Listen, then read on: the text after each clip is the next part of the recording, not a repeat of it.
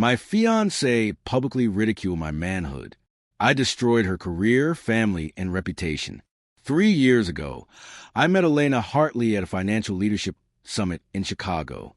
It was one of those overly polished events full of power suits, ice sculptures, and aggressive handshakes. I had no intention of meeting anyone. I was there for the numbers. Pure, clean, logical. But then she walked onto the stage to lead a panel on ethical investing, and something in her voice, calm, clear, unapologetically confident, stopped me cold. We bumped into each other later at the coffee bar. She ordered black tea with lemon. I made a dry joke about people who don't drink coffee, and she hit me with a better comeback. 20 minutes in, I forgot about my flight. By the end of the hour, I knew she was different. Within 6 months, we were inseparable. She moved into my apartment on the east side, traded her sleek downtown loft for my slightly chaotic but sunlit space filled with books, guitars, and plants I routinely forgot to water. I gave her my grandmother's ring when I proposed. Simple gold oval sapphire. She said yes with tears in her eyes. I believed every one of them. We talked about everything, especially the hard things, about my condition, the one that makes relationships complicated. Most people wouldn't guess from the outside. I work out. I look fine. But there are days when the pain is quiet and deep and relentless, and I feel like a broken machine pretending to function. I told Elena everything, that I sometimes dissociate, that intimacy is difficult, that I often feel less than a man. She didn't flinch, didn't look away. She just pulled me into her arms and said, "You're not less, you're more because you show up despite it." That moment, her words, became something I clung to during the nights I woke up drowning in doubt. She made me believe I could be loved without conditions, without shame, or so I thought. The cracks began at dinner tables. It started when I met her family. Her father, Raymond Hartley, was a rigid, devout man with the kind of stare that makes you sit straighter.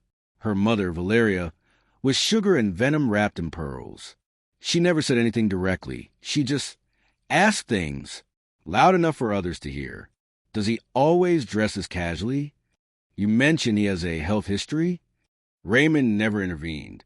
He'd sip his wine and mutter prayers under his breath, while Valeria controlled the narrative. Elena would squeeze my hand and smile tightly, saying, "Ignore them? But how do you ignore people who look at you like you're a burden they'll one day inherit?" Still, I wanted to make it work. When I planned our engagement dinner, I didn't hold back. I rented a rooftop restaurant with a private garden and a string quartet. I arranged custom menus. I even hired a driver so Valeria wouldn't worry about parking. It was perfect until the toasts. Raymond gave a speech about honor and leadership.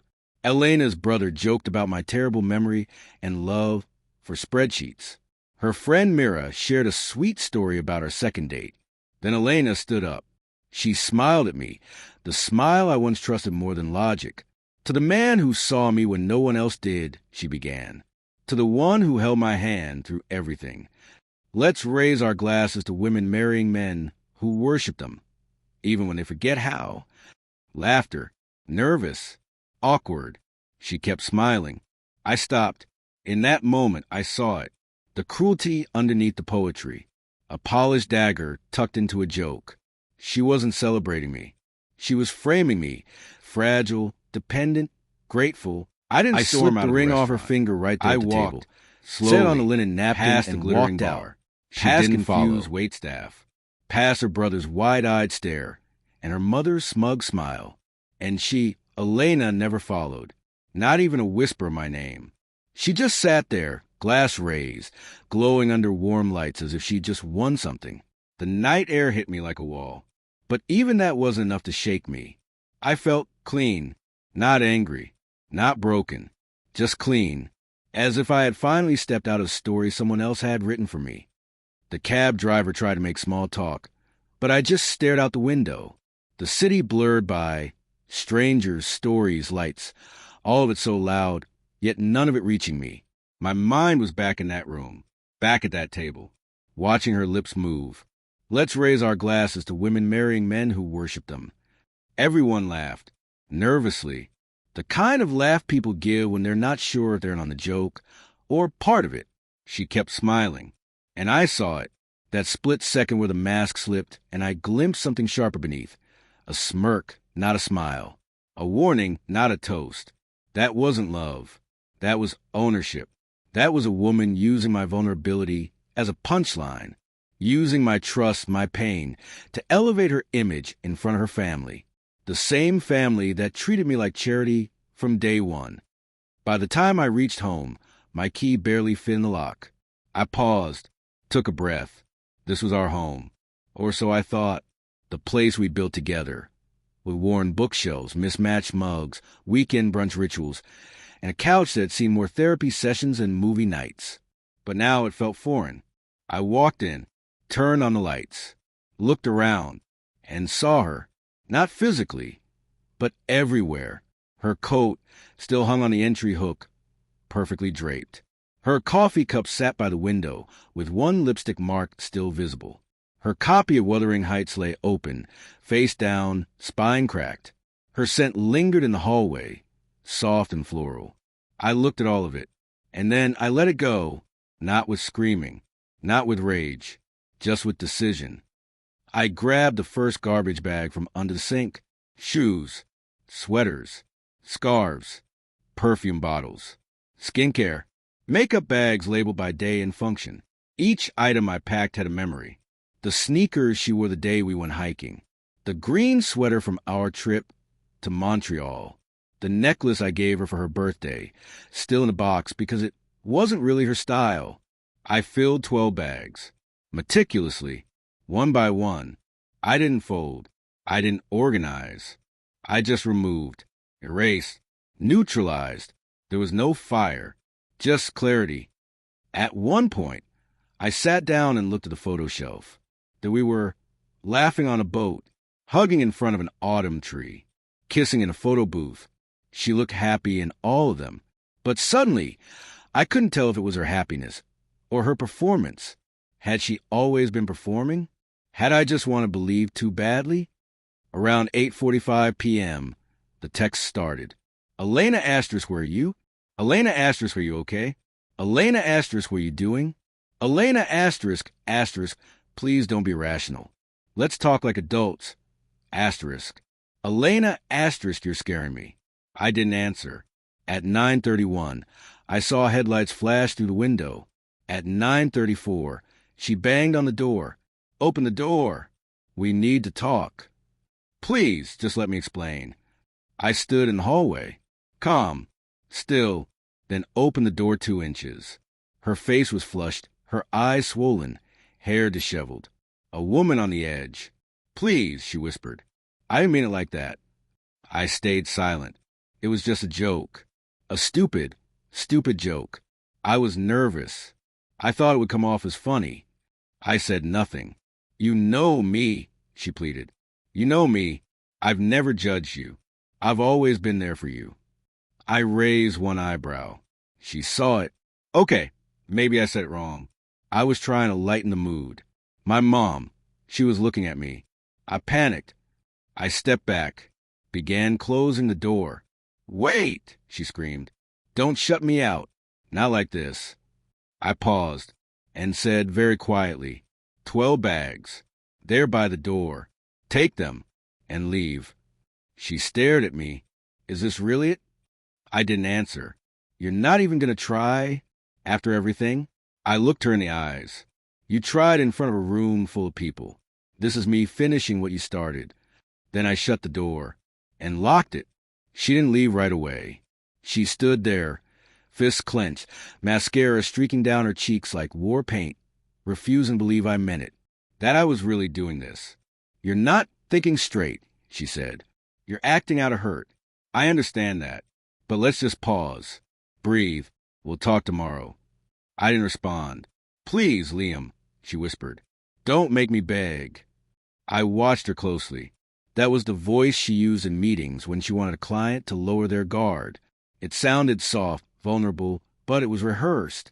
She wasn't crying because she loved me. She was crying because she lost control. You know I didn't mean it like that, she repeated. I love you. I've always loved you. I shook my head.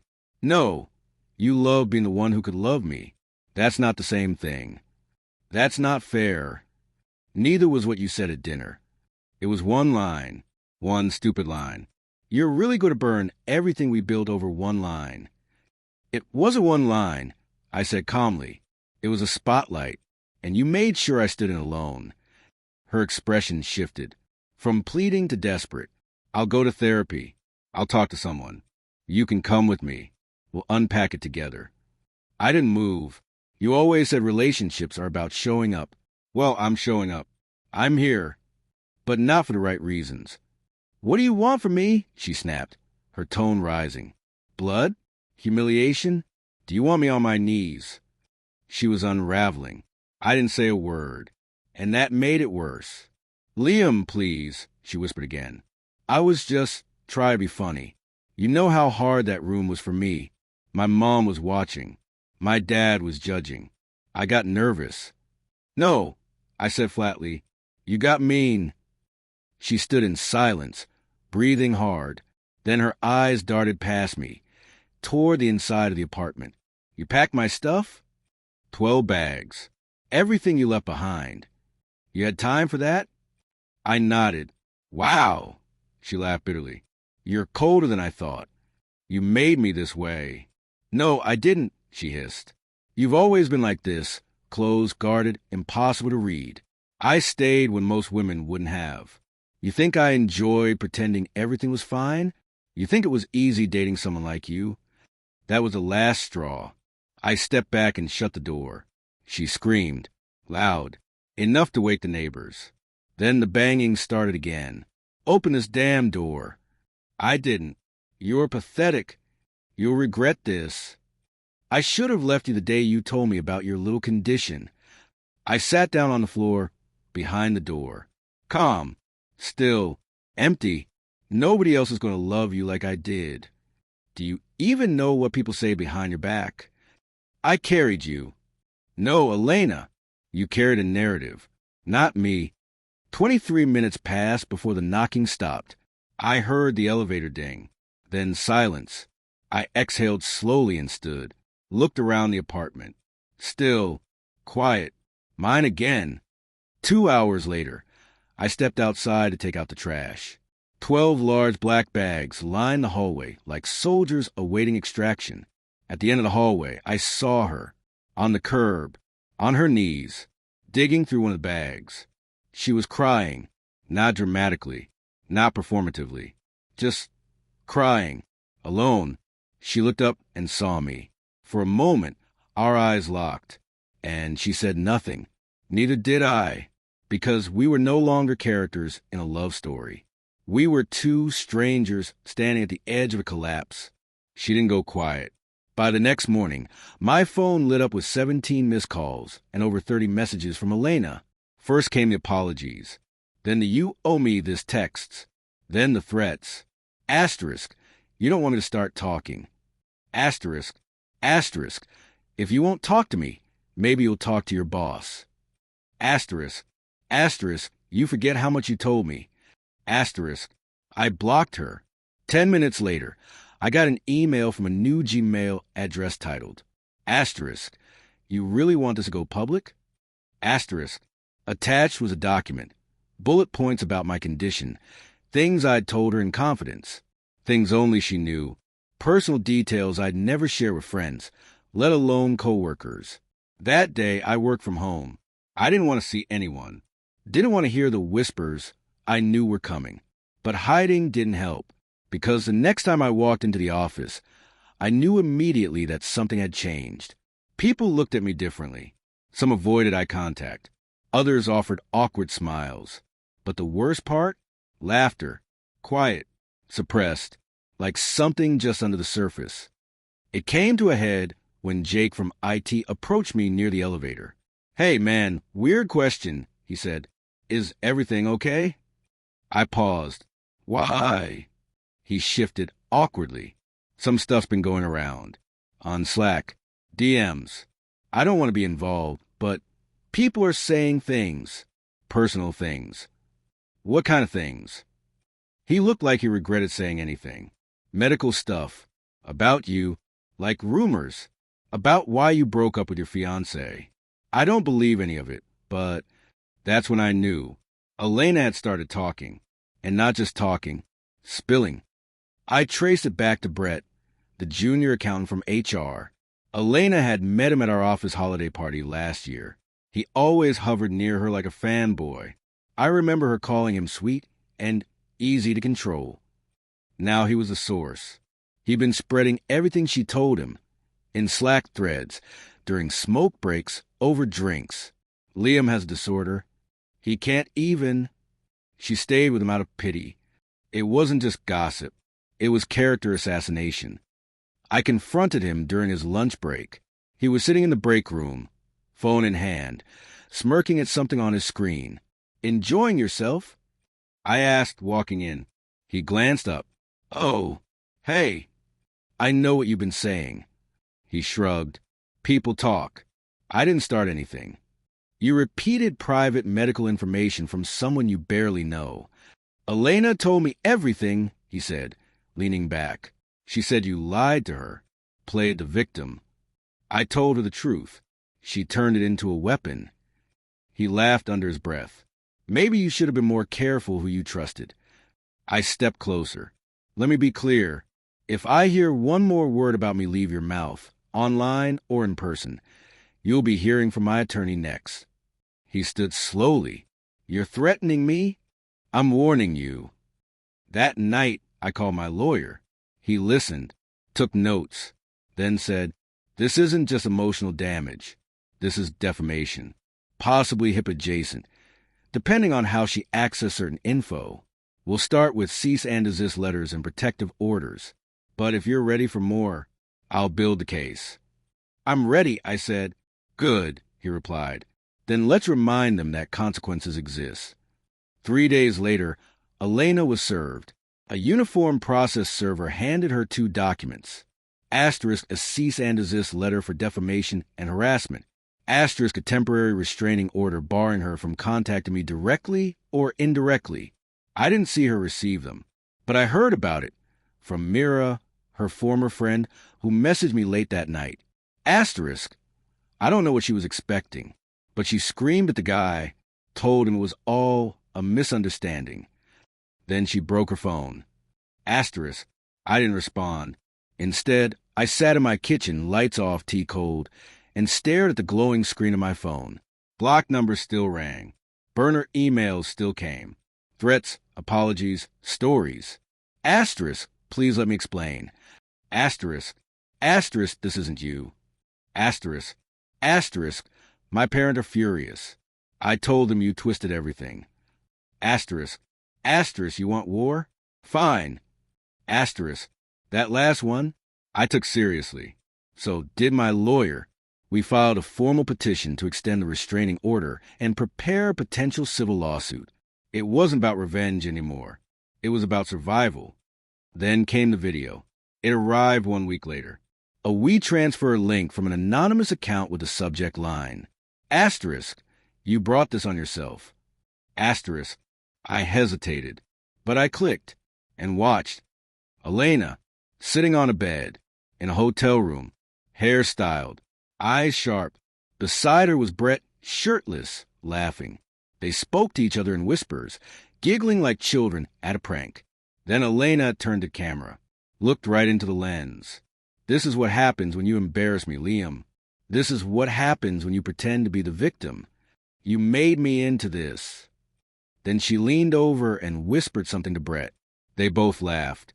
The clip ended with her staring directly into the camera again and saying my full name. "You're nothing without me." I didn't flinch. I didn't scream.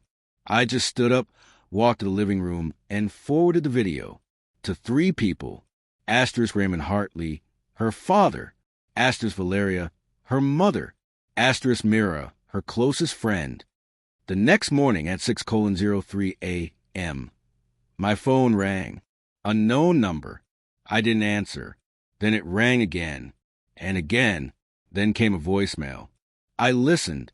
It was Raymond. His voice sounded like gravel and fire, like shame. "Liam, I'm sorry. I saw what you sent. I don't know who raised that girl, but it wasn't the man I tried to be. I'm gonna fix this. I don't expect forgiveness. Just give me space to make it right. Later that day, my lawyer confirmed. Elena has officially violated the restraining order, and the video is grounds for both emotional distress and malicious defamation. We're building the case. And Brett will be serving him next. That night, I sat on the balcony with the city lights beneath me. I wasn't angry. I wasn't sad. I was done. Done being polite to people who use my openness as ammunition. Done justifying my condition, my identity, my right to be treated with decency. Elena thought her power came from performance. But real power is what happens when you speak with consequences instead of emotions. By the end of the week, everything Elena had built on appearances began to fall apart. Her father, Raymond Hartley, filed for divorce from Valeria. The same Raymond who once muttered grace at the dinner table and looked at me like a temporary problem. Now shattered. He left a voicemail I didn't reply to, but I listened. Twice. I thought I was protecting her by staying quiet all those years. But she grew up watching her mother manipulate every room she entered. I failed as a father, but I won't fail again. He told me he'd revoked Elena's access to her trust account, canceled the payments for her grad school tuition, transferred the condo in her name back to the Hartley estate. She was cut off. Then came Brett's fall. He was served at work, in front of his manager, in front of the whole accounting department. Mira, who watched in the hallway, messaged me again. Asterisk, he looked like he aged 10 years in one breath. He said it was just jokes. Then locked himself in the break room. Asterisk, he was placed on immediate unpaid leave. 2 days later, fired. He sent me a long, bitter email. Tried to spin it all as just gossip. Tried to pin it on Elena. I didn't respond. My lawyer did. Elena started spiraling. First came the apology tour, emails to colleagues, friends, ex-classmates. She claimed the video was deeply edited and not reflective of her true self. But the footage didn't lie. Her eyes in that video weren't scared or manipulated. They were deliberate, calculated. Cool. No one bought her story. She was removed from her internship program. The grad school she planned to attend deferred her re-enrollment, pending review. And the Hartley family? No one answered her calls. I saw her once, by accident. I was walking home from a client lunch when I passed a coffee shop near my office. There she was, Elena, sitting alone in a corner, staring blankly into her phone. She looked smaller, as if the world no longer bent to her angles. Her hair was tied up messily, her makeup worn from tears, and her eyes, once sharp and unbothered, were vacant. She didn't see me, but I saw everything. The cracks, the consequence, the cost. Later that week, I got a package in the mail. No return address. Inside was a small velvet box. The ring, my grandmother's. No note, no explanation, just silence. I set it on the shelf. I didn't feel vindicated. I didn't feel revenge. I felt done. One evening, Mira called me. I heard she's been trying to track Brett down, she said. She's been messaging everyone. She even showed up at his old apartment. And he's ignoring her, just like the rest of us. Valeria, her mother, was seen arguing with a bank manager last week. A neighbor reported she was trying to liquidate assets under her husband's name. She was escorted out of the building. Now she works part-time in a retail boutique uptown, selling scarves and pretending she doesn't recognize half the customers. Liam's world, however, was rebuilding. I restructure my week. Therapy once a week. Strength training every other day. Weekends off the grid. New projects, new dates, new peace. No more explaining myself. No more apologizing for who I am. 3 months later, I received a letter. Yes, a real letter. No subject line. No return address. Just my name, handwritten in the same script I used to see on sticky notes stuck to my fridge. I stood in my apartment for a long time, holding it, not afraid, not curious, just still. Eventually, I opened it. Liam, I don't know where to begin, maybe with "I'm sorry, but even that feels small now," maybe with "I loved you, but you'll never believe that." Maybe the truth is, I didn't know who I was until I lost everything. And when the noise stopped, all I could hear was your silence. You were the first person who ever saw me, the real me, and the first person who ever walked away without trying to fix me. That broke something in me. I used to think power meant being admired, being right, being needed. But you showed me real power is walking away from what poisons you. I'm not asking for forgiveness. I just needed to say it. You were right. /*. I read it twice, then burned it in the kitchen sink, not out of anger, out of peace. Because this wasn't a story about her anymore. This was a story about me. Since the day I walked out of that restaurant, I hadn't looked back, but I had looked inward. And what I found was someone I'd buried beneath shame, silence, and compromise. Now, I wasn't a victim. I wasn't a broken man someone had to fix. I was a man who made it through hell without setting fire to anyone on the way out. Mira and I stayed friends. She introduced me to a colleague of hers, a data analyst with a crooked smile and a coffee addiction worse than mine. We're not rushing anything. We meet once a week, play board games, argue about breakfast food, laugh a lot. She doesn't ask about my scars. She just holds space for them. And I've learned that's enough. The ring? I keep it in a box. Not as a wound. As a reminder. That love should never feel like debt. Sometimes I still get DMs. Accounts with no profile photo. Messages like, *, you ruined her. *, you'll always be alone. *, but they don't stick anymore. Because I know the truth. I didn't ruin her. I just stopped letting her destroy me. The strongest thing I ever did wasn't going to court, wasn't cutting her off, wasn't even exposing the lies. It was this, saying no and meaning it